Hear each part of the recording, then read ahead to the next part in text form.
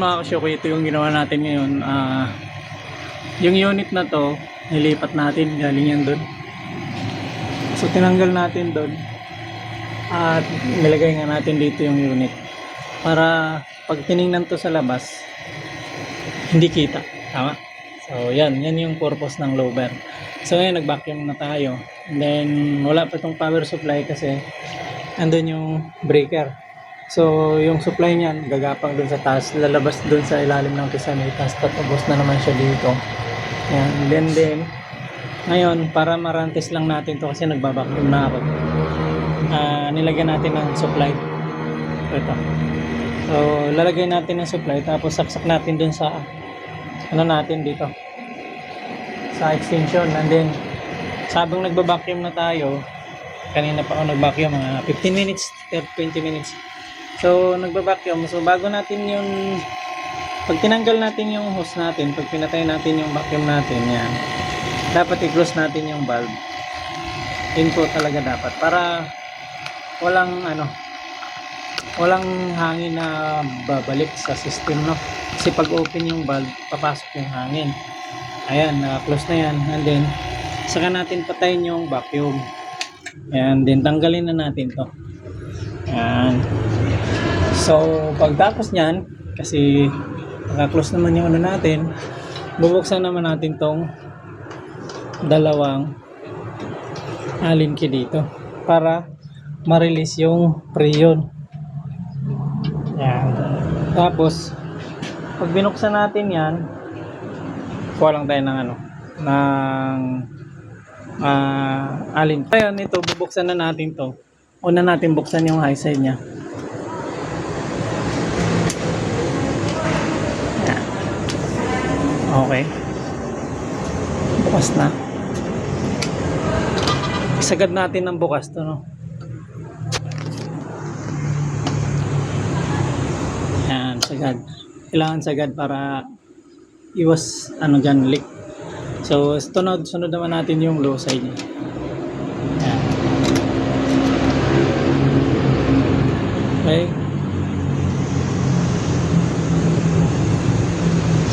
Yan. Pagkatapos dyan, siyempre nakabukas na yan, ready to start na yung unit natin. Pero siyempre titingnan muna natin yung standing pressure niya. Ayan, 250 psi. So yun, bubuksan natin yung unit. Pero siyempre yan, kakabit natin na. Kabit muna natin dito sa extension natin. So yan, dahil bukas na ngayon, buhayin natin yung unit. So wala tayong wala tayong dalang remote. Yan.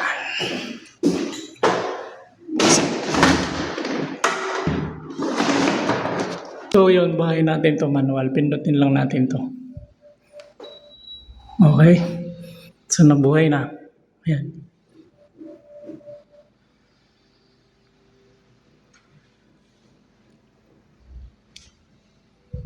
Ayan, umikot na yung fan. So check natin din sa labas kung manda rin compressor na. Ayan yung butas, oh. Kabilaan.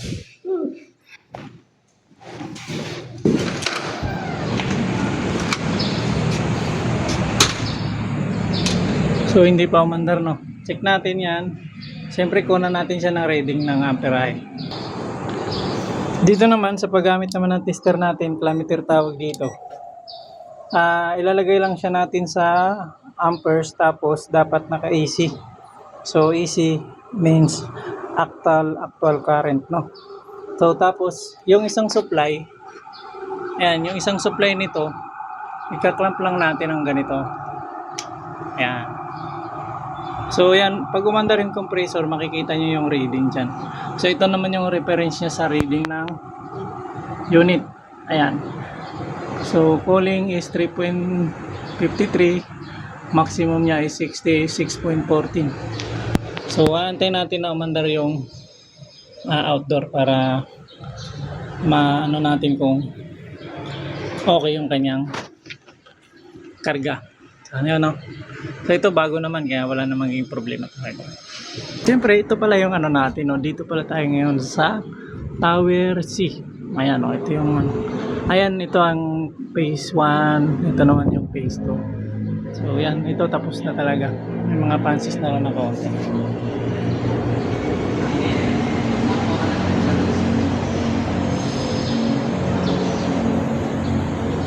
So ayan, ito na, nag-under na yung compressor. So ito yung reading niya. 3.1 ka-under lang yan. Yan.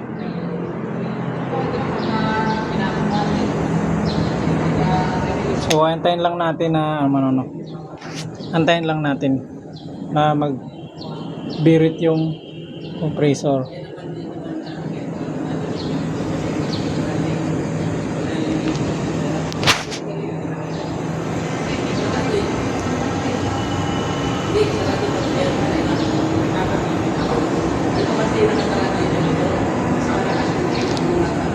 Tali muna natin.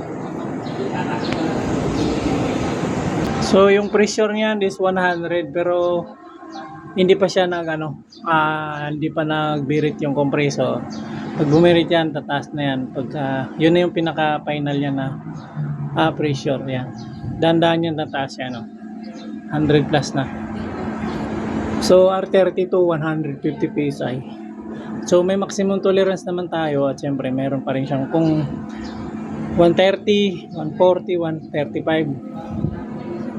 Basta hindi siya bumaba sa 130. Yan, goods yung lamig niyan at hindi talaga hilaw.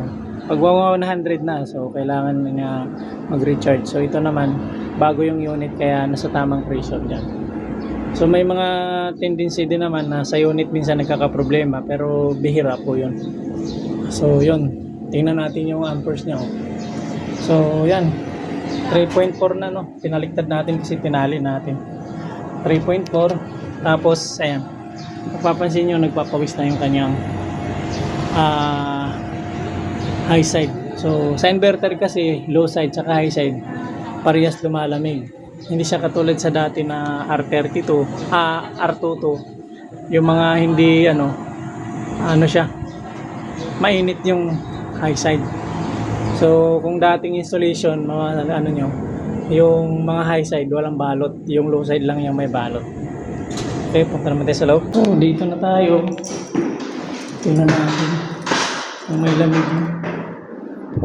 Uy, malamig. So yan, malamig na.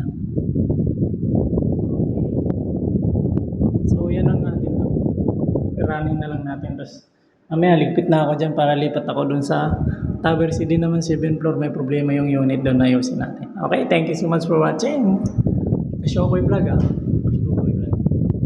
So ayan, ito na yung final pressure ayan, 150. So okay na yung karga natin. Ibig sabihin maganda yung natin. Ayan, kung maririnig nyo po yung ingay ng compressor, bumibirit na siya. Ayan, pag bumibirit. Ayan. So ito naman yung reading natin. Pumapalo na siya ng 4. So tataas pa yan. So yan lang. Thank you so much po mga Kasyokoy. Ayan, Kasyokoy vlog.